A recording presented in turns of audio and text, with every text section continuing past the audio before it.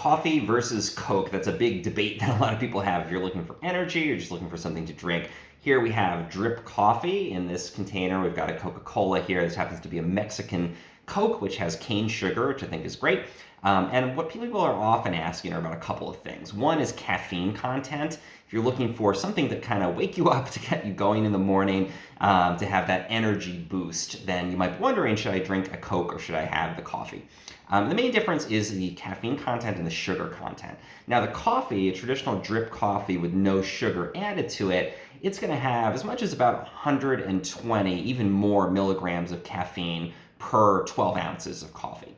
And that's pretty significant. That's a good amount of caffeine in that coffee. On the other hand, Coke here, this Coke has 34 milligrams of caffeine per 12 fluid ounces. So it's very, very substantial difference in caffeine. The coffee has basically almost 10 times as much caffeine. Again, it depends on how it's brewed, but fundamentally, you're going to get a lot more caffeine out of coffee than you are out of a Coca Cola. The other difference is sugar content.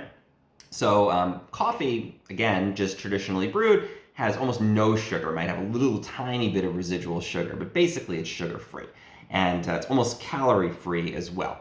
On the other hand, if you look at a Coca-Cola bottle like this bottle is 150 calories, and it's also going to have, looks like 39 grams of added sugar.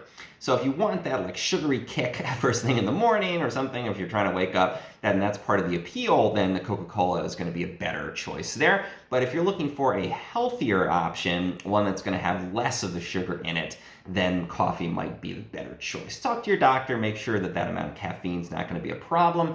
But if you're looking for something that has less sugar in it, the coffee is definitely going to be the winner versus the traditional Coke.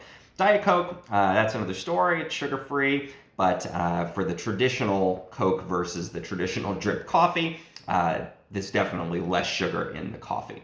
So fundamentally, caffeine, sugar, those are two things people often look at when they compare Coca-Cola versus coffee. The other things, of course, are just flavor. I mean, this is going to be a soft drink, bubbly, sweet. It has that distinctive flavor to it. I'd say that the similarities are that both are going to have that similar kind of caramelly color.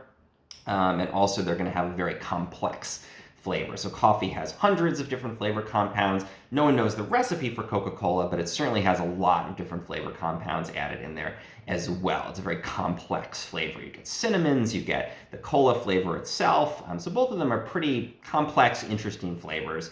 But, you know, obviously you have the bitterness here with your coffee. Coca-Cola, quite sweet with all that added sugar. Fundamentally, though, if you're looking at caffeine and sugar, much more caffeine in the coffee, much more sugar in the Coca-Cola. And those are the fundamental things that people often look at when they're comparing Coca-Cola versus coffee.